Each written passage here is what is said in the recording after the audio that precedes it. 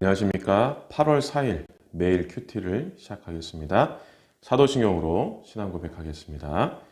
전능하사 천지를 만드신 하나님 아버지를 내가 믿사오며 그 외아들 우리 주 예수 그리스도를 믿사오니 이는 성령으로 잉태하사 동정녀 마리아에게 나시고 본디오 빌라도에게 고난을 받으사 십자가에 못 박혀 죽으시고 장사한 지 사흘 만에 죽은 자 가운데서 다시 살아나시며 하늘에 오르사 전능하신 하나님 우편에 앉아 계시다가 저리로서 산자와 죽은 자를 심판으로 오시리라.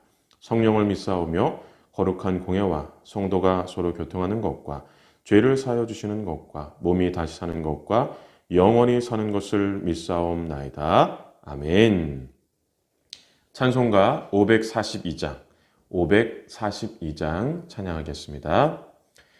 구주 예수 의지함이 심히 기쁜 일일세 영생 허락 받았으니 의심 아주 없도다. 예수 믿는 것은 받은 증거 많도다. 예수 귀한 예수 믿음 더욱 주소서. 구주 예수 의지함이 심히 기쁜 일일세 주를 믿는 나의 마음 그의 피에 적시네. 예수 믿는 것은 받은 증거 많도다. 예수 귀한 예수 믿음 더욱 주소서. 구주 예수 의지하여 죄악 벗어버리네. 안위 받고 영생함을 주께 모두 얻었네. 예수 믿는 것은 받은 증거 많도다. 예수 귀한 예수 믿음 더욱 주소서. 구주 예수 의지하여 구원함을 얻었네. 영원 무궁지나도록 주여 함께 하소서. 예수 믿는 것은 받은 증거 많도다. 예수 귀한 예수 믿음 더욱 주소서. 아멘. 하나님의 말씀은 구약성경 이사야 19장 1절부터 15절까지 말씀입니다. 구약성경 989쪽입니다. 이사야 19장 1절부터 15절까지 제가 봉독하겠습니다. 애굽에 관한 경고라. 보라, 여호와께서 빠른 구름을 타고 애굽에 임하시리니 애굽의 우상들이 그 앞에서 떨겠고 애굽인의 마음이 그 속에 녹으리로다. 내가 애굽인을 격동하여 애굽인을 치리니 그들이 각기 형제를 치며 각기 이웃을 칠 것이요 성읍이 성읍을 치며 나라가 나라를 칠 것이며 애굽인의 정신이 그 속에서 쇠약할 것이요 그의 계획을 내가 깨뜨리리니 그들이 우상과 마술사와 신접한 자와 요술객에게 물으리로다. 내가 애굽인을 잔인한 주인의 손에 붙이리니 포악한 왕이 그들을 다스리리라. 주 만군의 여호와의 말씀이니라.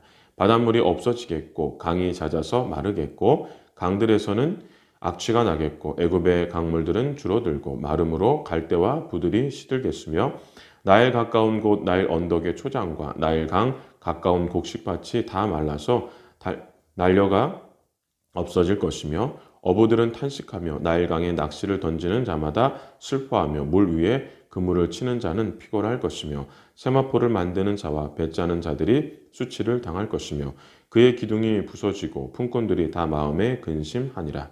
수안의 백성은 어리석었고 바로의 가장 지혜로운 모사의 책략은 우둔하여졌으니 너희가 어떻게 바로에게 이르기를 나는 지혜로운 자들의 자손이라 나는 옛 왕들의 후예라 할 수 있으랴. 너희 지혜로운 자가 어디 있느냐. 그들의 만군의 여호와께서 애굽에 대하여 정하신 뜻을 알 것이요 곧 내게 말할 것이니라. 수원의 방백들은 어리석었고 노베 백성 방백들은 미혹되었도다. 그들은 애굽 종족들의 모퉁이 돌이 없거늘 애굽을 그릇가게 하였도다.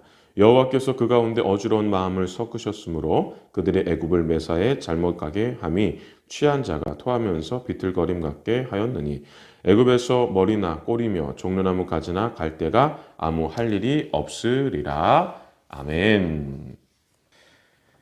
오늘 본문은 애굽의 심판에 대한 예언입니다. 1절에서 여호와께서 빠른 구름을 타고 애굽에 임하시리라는 말씀처럼 하나님은 애굽을 직접 심판하시겠다라고 하셨습니다.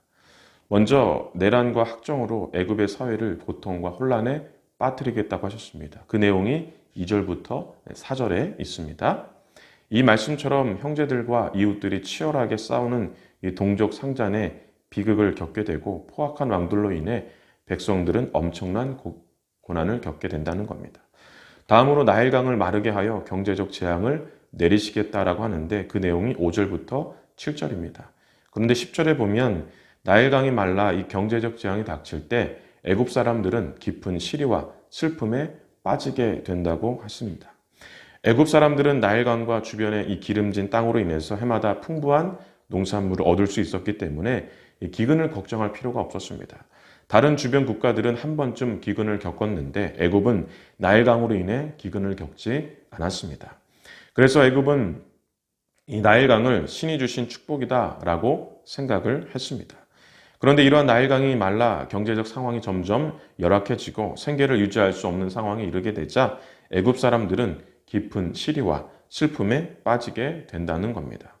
마지막으로 애굽의 지도자들의 무능과 타락으로 국가가 와야 될 것이라고 하셨습니다. 11절부터 13절이 바로 그 내용입니다. 사실 애굽의 지도자들은 자신들은 매우 지혜롭고 능력이 있는 것처럼 스스로를 높였습니다. 그러나 하나님의 심판으로 이들이 얼마나 무능한지가 드러나게 된다는 겁니다.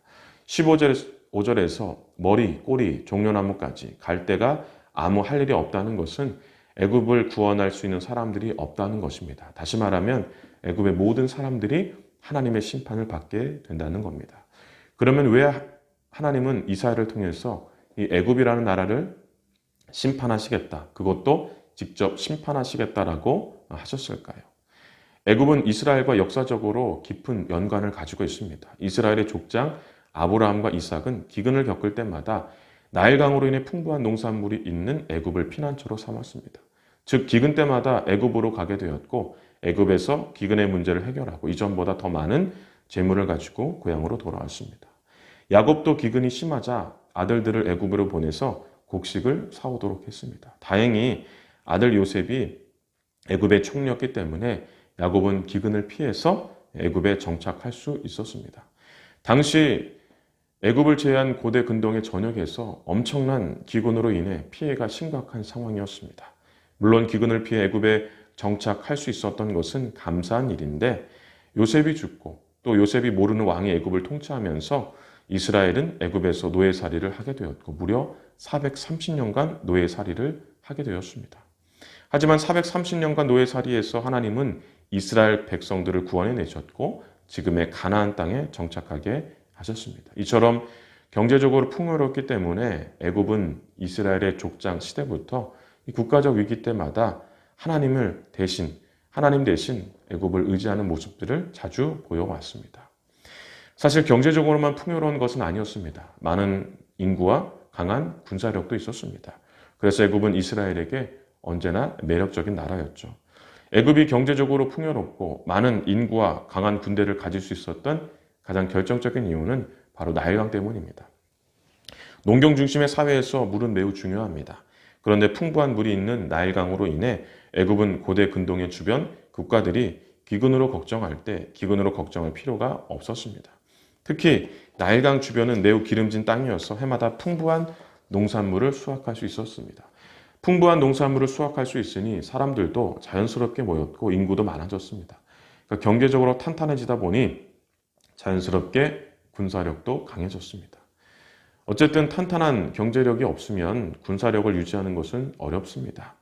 애굽은 경제력으로 강한 군대를 양성할 수 있었던 겁니다.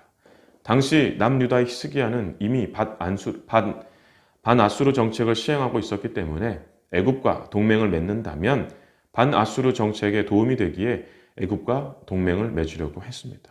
옛 조상들이 국가적 위기 때마다 애굽을 피난처로 삼았던 것처럼 남유다도 애굽을 피난처로 삼았고 싶었습니다.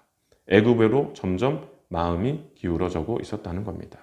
이러한 상황 속에서 하나님께서 애굽을 직접 심판하실 것을 보여준 것은 애굽을 경제적, 군사적 강국으로 만들었던 나일강을 마르게 한다라고 말씀하신 것은 남유다가 피난처로 삼으려고 하는 애굽이 결코 하나님보다 강할 수 없음을 가르쳐 주려고 하신 겁니다. 또한 남유다가 겪었던 국가적 위기와 같은 혼란스러운 세상을 사는 우리에게도 하나님을 바라보는 것이 얼마나 큰 소망인지를 가르쳐 주려고 하신 것입니다. 시편 42편 5절에 보면 내 영혼아 내가 어찌하여 낙심하며 어찌하여 내 속에 불안해하는가 너는 하나님께 소망을 두라 그가 나타나 도우심으로 말미암아 내가 여전히 찬송하리로다. 낙심하거나 불안해하지 말고 하나님께 소망을 두라는 겁니다.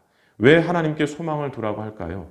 하나님이 도와주시기 때문에 낙심하거나 불안해할 필요가 없다는 겁니다. 이처럼 하나님께 소망을 둘 때 국가적 위기든 혼란스러운 상황이든 또한 개인적인 고난이든 맞서 싸울 수 있는 힘이 생기는 것입니다.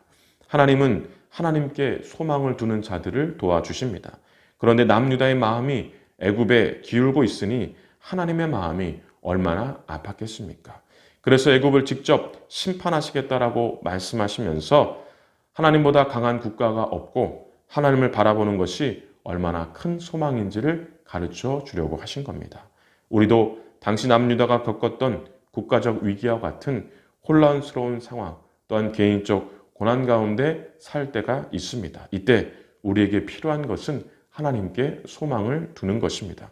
오늘도 우리를 도우시는 하나님께 소망을 두는 성도님들이 되시길 주님의 이름으로 축원합니다. 기도하겠습니다.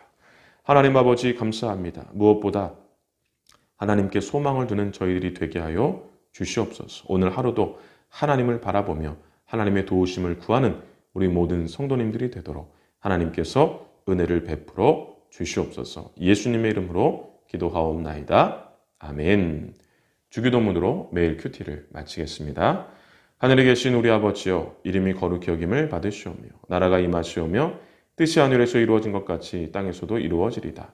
오늘 우리에게 일용할 양식을 주옵시고 우리가 우리에게 죄진 자를 사해 준 것 같이 우리 죄를 사하여 주옵시고 우리를 시험에 들게 하지 마옵시고 다만 악에서 구하옵소서. 대개 나라와 권세와 영광이 아버지께 영원히 있사옵나이다. 아멘. 감사합니다.